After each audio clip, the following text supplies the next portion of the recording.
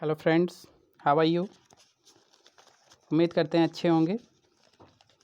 तो आज से आपके लिए हम लेकर आए हैं 300 मोस्ट इम्पॉर्टेंट क्वेश्चन सीरीज, जिसमें हम लोग बात करेंगे सिविल इंजीनियरिंग के हर सब्जेक्ट के टॉप 300 क्वेश्चंस की, जो किसी भी एग्ज़ाम में बहुत इम्पॉर्टेंट साबित हो सकते हैं। आपके आने वाले exam SSC JE, Rajasthan JE, UP triple SC, UPPSC, AE के लिए भी बहुत ही ज़्यादा इम्पॉर्टेंट साबित होंगे। तो आज से हम लोग जो अपनी क्वेश्चन सीरीज़ शुरू कर रहे हैं उसका पार्ट 1 लेकर, सब्जेक्ट का नाम है soil mechanics and foundation engineering, उसके पार्ट 1 टॉप 300 क्वेश्चंस का पार्ट 1 लेकर हम हाजिर हैं। अभी तक अगर आपने हमारा वीडियो लाइक नहीं किया है, चैनल को सब्सक्राइब नहीं किया है, तो वीडियो को लाइक कर दीजिए, चैनल को सब्सक्राइब कर दीजिए, ताकि आपको आने वाले समय में भी ऐसे ही वीडियोस मिलते रहें। तो आपका टाइम ना वेस्ट करते हुए आइए शुरू करते हैं आज के अपने पार्ट 1। तो पहला क्वेश्चन जो है, residual soils are formed by. तो रेसिडुअल सॉइल्स कैसे बनती हैं? ग्लेशियर से, विंड से, वाटर से, या इनमें से कोई नहीं। तो हमारी जो रेसिडुअल सॉइल्स होती हैं वो हमारी वेदरिंग से बनती हैं, यानी इनमें से कोई भी ऑप्शन सही नहीं है, यानी ऑप्शन नंबर डी इसका करेक्ट ऑप्शन हो जाएगा, नन ऑफ द एबव। अब अगर हम बात कर लें विंड से बनने वाली सॉइल्स को हम क्या कहते हैं, तो विंड से बनने वाली सॉइल्स को हम एओलियन सॉइल कहते हैं, एओलियन सॉइल कहते हैं। अगर बात कर लें वाटर की, तो वाटर से बनने वाली सॉइल को हम क्या कहते हैं, तो इन सॉइल्स को हम एलुवियल सॉइल कहते हैं। क्या कहते हैं? एलुवियल सॉइल कहते हैं। चलते हैं अपने क्वेश्चन नंबर 2 की तरफ। Water content of soil can never be greater than 100%, can takes value only from 0 to 100%, be less than 0%, या बी ग्रेटर देन 100%। तो इसका जो सही जवाब है वो हो जाएगा option number D. Option number D, यानी water content of the soil can be greater than 100%, यानी ये 100% से ज़्यादा भी हो सकता है, 100% से ज़्यादा भी हो सकता है। अगर हम बात कर लें वाटर कंटेंट की, वाटर कंटेंट होता क्या है, तो वाटर कंटेंट जो हमारा होता है, water content is the ratio of weight of the water to the weight of the solid. Weight of the water और वेट ऑफ द सॉलिड के रेशियो जो होता है उसको हम क्या कहते हैं? वाटर कंटेंट कहते हैं, और इसकी वैल्यू 100% से भी ज़्यादा हो सकती है। अब अगर हम बात कर लें अगले क्वेश्चन की, अगला क्वेश्चन हमारा, which of the following types of soil is transported by gravitational forces. निम्नलिखित में से कौन सी सॉइल ग्रेविटेशनल फोर्सेस के द्वारा ट्रांसपोर्ट की जाती है, या कौन सी सॉइल ग्रेविटेशनल फोर्सेस के थ्रू ट्रांसपोर्ट होती है? तो इसका जो सही जवाब हो जाएगा वो हो जाएगा ऑप्शन नंबर बी, टॉलूस। जो हमारी टॉलूस सॉइल है वो हमारी ग्रेविटेशनल फोर्सेस के थ्रू ट्रांसपोर्ट होती है। अगर हम यहाँ पे बात कर लें लोइस सॉइल की, तो जो लोइस सॉइल होती है वो हमारी जनरली विंड के थ्रू होती है, और कभी कभी हमारी ये ग्लेशियर्स के थ्रू भी होती है, अब अगर हम बात कर लें यहाँ पे ड्रिफ्ट की, तो जो हमारी ड्रिफ्ट सॉइल है वो हमारी बाई ग्लेशियर्स, ये भी हमारी किससे होती है? ग्लेशियर्स से होती है। और कभी कभी ये किससे होती है? आइसबर्ग से होती है, आइसबर्ग से भी होती है।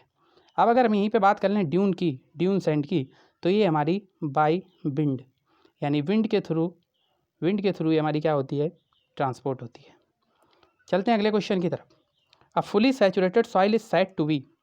एक फुली सैचुरेटेड सॉइल, यानी अगर हम सैचुरेशन की बात करें तो उसका मतलब क्या होता है? कोई भी सॉइल हमारी कितने फेज में होती है? 3 फेज में होती है। सबसे पहले कितने फेज में होती है? 3 फेज में होती है। एक तो हमारा होता है वाटर, दूसरा क्या होता है? एयर, और तीसरा क्या होता है? सॉलिड। तो यहाँ पे कह रहा है कि हमारे जो कंप्लीट वॉइड्स हैं वो हमारे किससे फिल्ड हैं? यानी वाटर से फिल्ड हैं, तभी हमारी क्या हुई? सैचुरेटेड सॉइल हुई। यानी ये सिस्टम जो हमारा हो जाएगा वो 2 फेज सिस्टम हो जाएगा with soil and water. Option number C इसका करेक्ट जवाब हो जाएगा, 2 phase system with soil and water. चलते हैं अगले क्वेश्चन की तरफ। Valid range for S, the degree of saturation of soil in percentage is.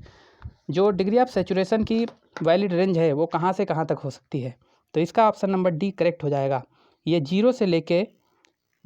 S जो है वो 0 से बड़ा और 100 से छोटा हो सकता है, 100 से छोटा हो सकता है, यानी 0 से लेकर 100 के बीच में जो होता है हमारी डिग्री ऑफ सैचुरेशन की वैल्यू होती है। अब बात करते हैं कि डिग्री ऑफ सैचुरेशन क्या होता है। डिग्री ऑफ सैचुरेशन को हम एस से रिप्रेजेंट करते हैं और ये हमारा होता है ratio of volume of the water to the volume of the voids, यानी किसी भी सॉइल सैंपल में कितना वॉल्यूम ऑफ वाटर है उसका रेशियो किसके साथ, वॉल्यूम ऑफ वॉइड्स के साथ हमारा क्या कहलाता है, डिग्री ऑफ सैचुरेशन कहलाता है। यानी ऑप्शन नंबर डी इसका सही जवाब हो जाएगा।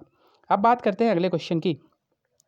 Constant head permeameter, constant head permeameter is use to test permeability of, जो कांस्टेंट हेड परमीमीटर है वो किस चीज़ की परमेबिलिटी को टेस्ट करने के लिए यूज किया जाता है, तो इसका सही जवाब हमारा हो जाएगा coarse sand, option number C इसका सही जवाब हो जाएगा। जो कांस्टेंट हेड परमीमीटर है वो हमारा कोर्स सैंड की परमेबिलिटी चेक करने के लिए, उसके परमेबिलिटी को टेस्ट करने के लिए यूज किया जाता है। अब चलते हैं अगले क्वेश्चन की तरफ। A soil has bulk density of 22 kilo newton पर metre cube and water content 10%, the dry density of the soil is. तो जो हमारा देखते हैं अब इस क्वेश्चन को सॉल्व करते हैं। तो सबसे पहले देखते हैं दिया क्या क्या है। बल्क डेंसिटी दी है यानी गामा टी दिया है, गामा टी की वैल्यू कितनी दी है, 22 दी है।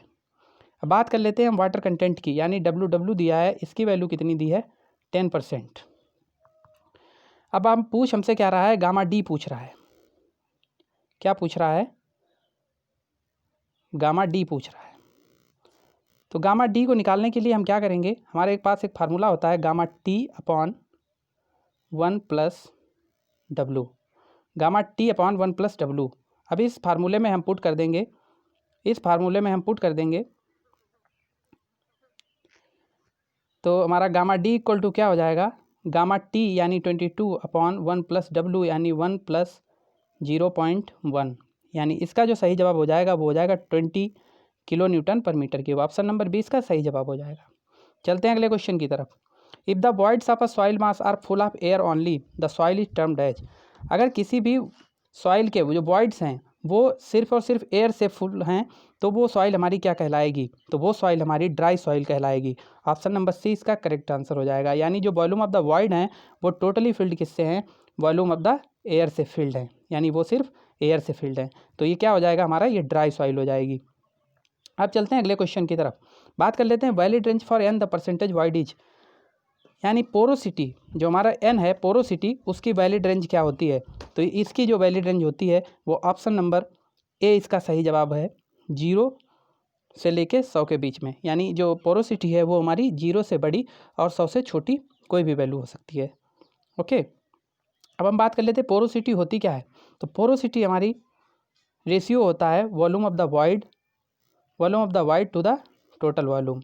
Porosity, porosity the ratio of volume of the void to the total volume. अगला question, select the correct statement. निम्नलिखित में से कौन सा सही स्टेटमेंट है। पहला स्टेटमेंट हमारा क्या कह रहा है, unit weight of dry soil is greater than unit weight of wet soil. कह रहा है unit weight of dry soil यानी gamma D is greater than unit weight of gamma, जो डी है वो गामा सेट से ज़्यादा होता है। तो ये क्या हो गया, गलत हो गया स्टेटमेंट आपका। For dry soil dry unit is less than total unit weight, ये भी आपका क्या हो गया, गलत हो गया। Unit weight of soil increases due to submergence in water. कह रहा है अगर हम वाटर में किसी भी चीज़ को सबमर्ज करते हैं तो क्या होता है, क्या होता है कि यूनिट वेट इंक्रीज करता है। तो ये भी हमारा गलत हो गया। ऑप्शन नंबर डी इसका सही जवाब हो जाएगा, unit weight of the soil decreases due to submergence in water. यानी यूनिट वेट ऑफ सॉइल क्या करता है, डिक्रीज करता है जब भी हम किसी सॉइल को वाटर में सबमर्ज करते हैं। ठीक है, अब चलते हैं अगले क्वेश्चन की तरफ। Void ratio of soil mass can be, जो वॉइड रेशियो है सॉइल का वो क्या, इनमें से क्या हो सकता है, can be 0, can never be greater than unity, can take any value greater than 0, take values between 0 and 1 only. तो इसका जो आंसर है वो ऑप्शन नंबर सी इसका सही जवाब है, take any value greater than 0, यानी 0 से बड़ी कोई भी वैल्यू हो सकती है। वॉइड रेशियो कभी भी 0 नहीं हो सकता। अब वॉइड रेशियो होता क्या है तो देखते हैं, it is the ratio of volume of the void to the volume of the solid. यानी ये वॉल्यूम ऑफ द वॉइड और वॉल्यूम ऑफ द सॉलिड का जो रेशियो होता है वो हमारा क्या कहलाता है, वो हमारा वॉइड रेशियो कहलाता है। चलते हैं अगले क्वेश्चन की तरफ। If the volume of void is equal to the volume of the solid. अब क्वेश्चन हमारा क्या कह रहा है, कह रहा है अगर वॉल्यूम ऑफ द वॉइड जो है वॉल्यूम ऑफ द सॉलिड के इक्वल हो जाए तो हमारा पोरोसिटी और वॉइड रेशियो की वैल्यू क्या होगी। अब अगर हम क्वेश्चन में देखें तो सबसे पहले हमसे क्या पूछ रहा है, पोरोसिटी पूछ रहा है, दूसरा क्या पूछ रहा है, वॉइड रेशियो पूछ रहा है। अब हम पोरोसिटी निकाल लेंगे। पोरोसिटी का फार्मूला होता है N = VV/V, यानी volume of the void to the total volume. अब कह रहा है BV तो VV है, ठीक है, यानी वॉल्यूम ऑफ द वॉइड तो वॉल्यूम ऑफ द वॉइड ही है। अब बात करें अगर हम टोटल वॉल्यूम की, तो टोटल वॉल्यूम इक्वल टू क्या होता है, टोटल वॉल्यूम इक्वल टू होता है VV + VS। अब यहाँ पे कह रहा है कि VS इक्वल टू क्या है, VV है, यानी VV इक्वल टू VS है, तो यहाँ पे इसकी जगह पे VV पुट करेंगे तो ये क्या हो जाएगा, ये हो जाएगा 2VV। अब यहाँ से अगर हम सॉल्व करें तो n की वैल्यू जो आ जाएगी वो 0.5 आ जाएगी। n की वैल्यू क्या आ जाएगी, 0.5 आ जाएगी, यानी पोरोसिटी हमारी कितनी आ गई, 0.5 आ गई। n की वैल्यू कितनी आ गई, 0.5 आ गई। अब अगर हम बात कर लेते हैं वॉइड रेशियो की, तो void ratio E equal to क्या होता है, VV/VS। तो यहाँ अगर हम क्वेश्चन से देखें तो ऊपर तो VV रहेगा, नीचे VS की जगह पे क्या हो जाएगा, volume of the void equal to the volume of the solid, यानी वॉल्यूम ऑफ द सॉलिड की जगह पे हम क्या रखते हैं, वॉल्यूम ऑफ वॉइड रख दें। तो यहाँ से हमारा क्या आ जाएगा, यहाँ से हमारा E की वैल्यू जो आ जाएगी वो 1 आ जाएगी, यानी ऑप्शन नंबर C इसका सही जवाब हो जाएगा। अब चलते हैं अगले क्वेश्चन की तरफ। When the degree of saturation is 0, the soil mass under consideration represent। अगर कह रहा है डिग्री ऑफ सैचुरेशन की वैल्यू 0 हो जाए, डिग्री ऑफ सैचुरेशन की वैल्यू 0 हो जाए तो हमारा जो सॉइल मास है उसको हम किस तरीके से कंसीडर करेंगे, यानी वो किस तरीके का सिस्टम हो जाएगा। तो ये हमारा 2 फेज सिस्टम हो जाएगा, 2 फेज सिस्टम हो जाएगा with soil and air, 2 phase system with soil and air. अब हम देखते हैं अगला question, select the correct range of density index. Density index की करेक्ट रेंज क्या है, तो डेंसिटी इंडेक्स की जो करेक्ट रेंज होती है वो ऑप्शन नंबर डी इसका सही जवाब है, ID is greater than 0 and less than 1। अब होता क्या है density index ID, density index ID को हम इस फार्मूले से निकालते हैं, Emax - E/Emax - E minimum, इस फार्मूले से हम निकालते हैं। अब यहाँ पे देख लेते हैं इसको सही से, ऑप्शन नंबर डी इसका सही जवाब है। फार्मूला जो इसका होता है वो होता है Emax - E/Emax - E minimum, यानी जो हमारा पोरोसिटी जो हमारा वॉइड रेशियो है लूजेस्ट स्टेट में, उसमें से हम माइनस कर देते हैं जो हमारा नॉर्मल स्टेट में वॉइड रेशियो होता है, और अपॉन में उसके हम रख देते हैं जो लूजेस्ट स्टेट में वॉइड रेशियो होता है माइनस डेंसेंट स्टेट में जो भी हमारा वॉइड रेशियो होता है। इसी का हमारा जो टोटल निकल के आता है वो हमारा क्या निकल के आता है, वो हमारा डेंसिटी इंडेक्स ID निकल के आता है। चलते हैं अगले क्वेश्चन की तरफ। If the degree of saturation of a partially saturated soil is 60%, then air content of the soil is. अगर कह रहा है डिग्री ऑफ सैचुरेशन S जो हमारा है वो 60% है किसी भी सॉइल का, तो उसका एयर कंटेंट A कितना होगा, तो A इक्वल टू होता है 1 - S। इस रिलेशन को आप याद रखेंगे, A इक्वल टू होता है 1 - S। तो यहाँ से हम निकाल लेंगे 1 - 0.6, यानी ऑप्शन 0.4 × 100 इक्वल टू कितना आ जाएगा, 40%, यानी इसका जो एयर कंटेंट आएगा वो 40% आएगा। ऑप्शन नंबर ए इसका सही जवाब हो जाएगा। If the water content of a fully saturated soil mass is 100%, then the void ratio of the sample is. अगर कह रहा है किसी भी फुली सैचुरेटेड सॉइल मास है जिसका वाटर कंटेंट 100% है, तो उसका वॉइड रेशियो क्या होगा, तो इसका जो वॉइड रेशियो है वो ऑप्शन नंबर बी इसका सही जवाब होगा, equal to specific gravity of soil. यानी याद ध्यान रखने वाली बात ये है कि अगर 100% वाटर कंटेंट हो जाएगा तो जो हमारा वॉइड रेशियो वो हमारा स्पेसिफिक ग्रेविटी के इक्वल में हो जाएगा। बात कर लेते हैं the ratio of volume of void to the total volume of the soil mass is called. अगला क्वेश्चन हमारा है कि the ratio of volume of the void to the total volume, इस रेशियो को हम क्या कहते हैं, तो इस रेशियो को हमने पहले बताया आपको पोरोसिटी कहते हैं। बहुत इंपॉर्टेंट क्वेश्चन है, इसको याद रखिएगा आप। चलते हैं अगले क्वेश्चन की तरफ। Relative density of a compacted dense sand is approximately equal to. कहता है रिलेटिव डेंसिटी जो होती है किसी भी कॉम्पैक्टेड सैंड की लगभग कितनी होती है, तो वो लगभग 0.95 के आसपास होती है। If the sand in situ is in its densest state, then the relative density of the sand is. अगर कह रहा है कोई सैंड जो है वो डेंसेंट स्टेट में है तो उसकी जो रिलेटिव डेंसिटी है वो कितनी होगी। ऑप्शन नंबर बी इसका सही जवाब हो जाएगा, A 1, यानी किसी भी डेंसेंट स्टेट में जो सैंड है उसकी जो रिलेटिव डेंसिटी है वो 1 होती है। Which of the following method is most accurate for the determination of the water content of soil. कह रहा निम्नलिखित में से कौन सा जो मेथड है वो वाटर कंटेंट डिटर्मिनेशन के लिए सबसे एक्यूरेट है। तो इसकी जो हम बात करें तो इसका सही जवाब है option number A, oven drawing method. Oven drawing method जो हमारा होता है वो सबसे मोस्ट एक्यूरेट मेथड होता है और ये हमारा कैसा है, एक लेबोरेटरी मेथड है। बात कर लेते हैं अगले क्वेश्चन की। तो अगला क्वेश्चन जो हमारा है वो कह रहा है for proper field control which of the following method is best suited for quick determination of water content of soil mass.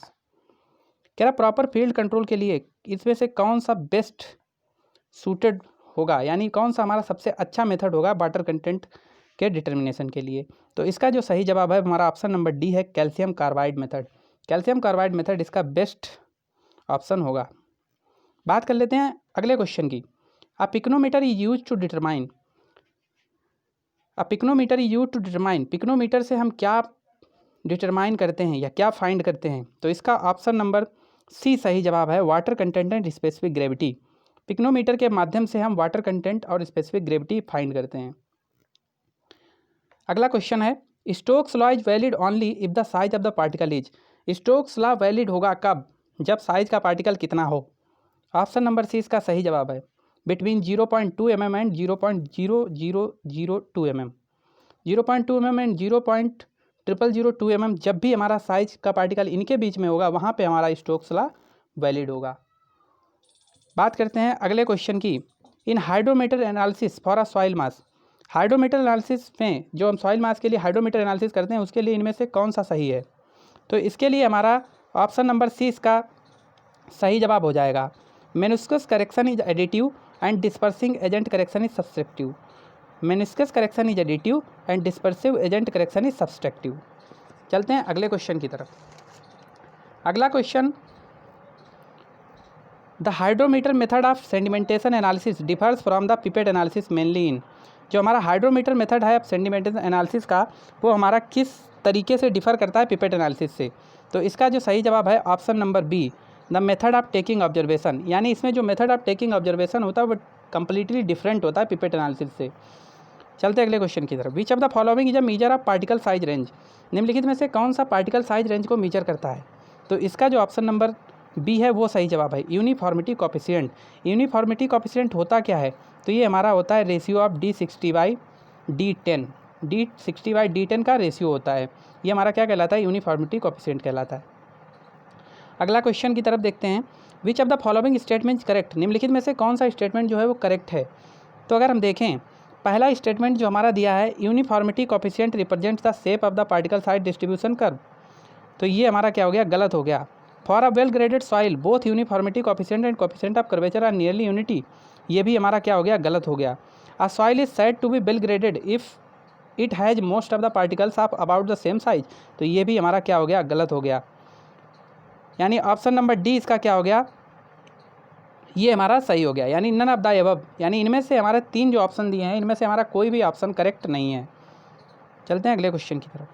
Uniformity coefficient of soil is, जो यूनिफॉर्मिटी कोफिशिएंट होता है वो हमारा क्या होता है, always less than 1, always equal to 1, equal to और less than 1, equal to और ग्रेटर देन 1। तो इसका ऑप्शन नंबर डी सही जवाब है, इक्वल टू और ग्रेटर देन 1। यानी यूनिफॉर्मिटी कोफिशिएंट हमारा हमेशा या तो एक से ज़्यादा होगा या एक के बराबर होगा, एक से कम नहीं हो सकता। बात कर लेते हैं अगले क्वेश्चन की। According to Atterberg the soil is said to be medium plasticity if the plasticity index is. अगर प्लास्टिसिटी की हम बात करें तो प्लास्टिसिटी सबसे पहले देखते होती क्या है। तो जो प्लास्टिसिटी होती है वो हमारा होती है, डिफरेंस होता है हमारा liquid limit to plastic limit, liquid limit to plastic limit. तो ये इसकी जो रेंज होती है अगर मीडियम प्लास्टिसिटी के लिए अगर हम बात करें तो वो हमारी होती है 7 से लेकर 17 तक। यानी ऑप्शन नंबर बी इसका सही जवाब हो जाएगा। बात कर लेते हैं अपने आज के आखिरी क्वेश्चन की। If the natural water content of a soil mass lies between its liquid limit and plastic limit. कह रहा है अगर नेचुरल वाटर कंटेंट जो है वो किसके बीच में लाई कर रहा है, वो हमारा लाई कर रहा है लिक्विड लिमिट और प्लास्टिक लिमिट के बीच में, तो सॉइल मास किस स्टेट में होगी, तो ये हमारी प्लास्टिक स्टेट में सॉइल मास होगी। ऑप्शन नंबर बी इसका सही जवाब हो गया। तो ये आज के हमारे टॉप 30 क्वेश्चन थे जो हमारी 300 मोस्ट इंपॉर्टेंट क्वेश्चंस की सीरीज़ है। उसके अगले 30 question soil mechanics and foundation engineering के आपको अगले वीडियो में मिल जाएंगे। तो अगर अभी तक आप हमारे वीडियो में बने हुए हैं, आपको हमारे क्वेश्चंस पसंद आए हैं, आपको हमारे क्वेश्चंस का कंटेंट अच्छा लगा है, आपको यहाँ से कुछ सीखने को मिला है, तो हमारे वीडियो को लाइक कर दीजिए, शेयर कर दीजिए, चैनल को सब्सक्राइब कर लीजिए और बेल आइकन को प्रेस कर लीजिए ताकि आपको आने वाले वीडियोस की भी नोटिफिकेशन मिलती रहे। बने रहिए।